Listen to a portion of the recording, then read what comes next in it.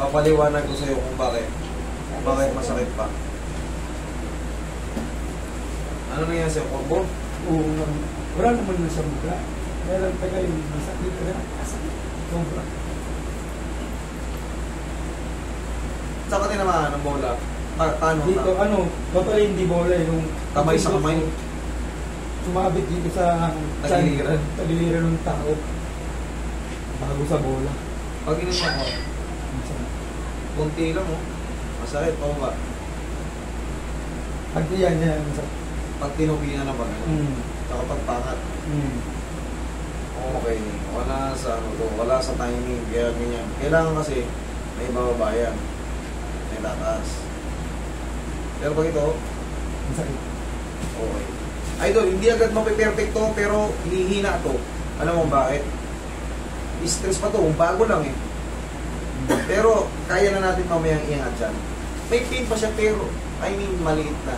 Tapos, tatalian mo muna yan pag maglalaro ka. I-connecta mo dito sa malakas. Okay, kasi pag tinamaan ng bola yan, hindi ka makakagaling. Mangyayari ang kagaya nito. Tabingin na siyang gagaling. Pero, kaso matagal mag-ilog taon ang binilang nito bago ko na palakas ulit. Kasi bali yung yan, yung cartilage nito, na parang nag-crack ng konti. Ganun na nangyari sa akin. Hindi ko naman to sa bola, naisunto ko naman to yung yumuko, tumama sa ulo.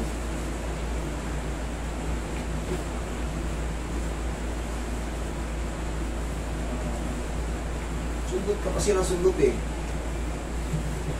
Sinisip.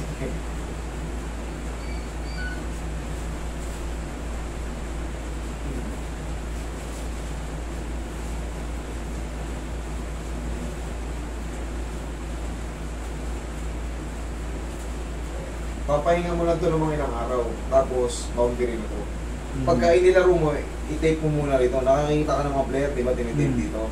Para hindi siya alone na pag tinamaan. May kumbaga para may Depensa muna. Ganun naman talaga sa corpo. Pero ito, normal pa to. Isang linggo na yan. Hindi, na siya, mag-3 weeks na. Ay, hindi na normal to. Mag-3 weeks na. Alright, pahinga na. Kala ko, 1 linggo pa lang, 3 weeks na pala eh. Mali ka nang sabi kanina. Sabi mo, linggo lang eh. Kailangan na talaga nito. Pektusan. Pag mga 3 linggo na, iba na yan. Ako nagtakay kasi pangalawang linggo, ganun masakit pa rin. Wala naman ang umaga. Kasi yung una na maga. Ibig sabihin, meron pa siyang dislocation.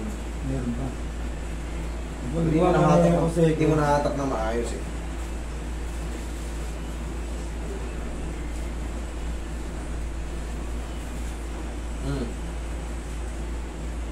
Yan, medyo din. Yan. O, hindi na masakit. Kanina, pag ginano lang natin eh. O, tingnan mo ngayon.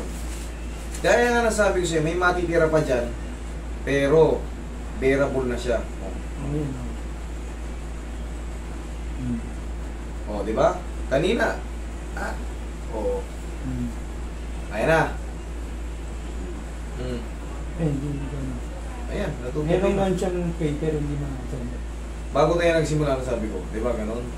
Tapos, ayan lang, i-relax mo lang. Tapos kung gusto mo maglaro, siyempre, may trauma pa yan. Mukhang hindi naman ito naglalaro si sir, naka-uniform pa. Di, alam ko na. Alam ko maglalaro to pag nakaramdam na ng ginawa. Tapean mo muna para hindi siya madediretsyang siyang tatamahan. Mas matangkad to, dito tatama. Okay? Sige, thank you.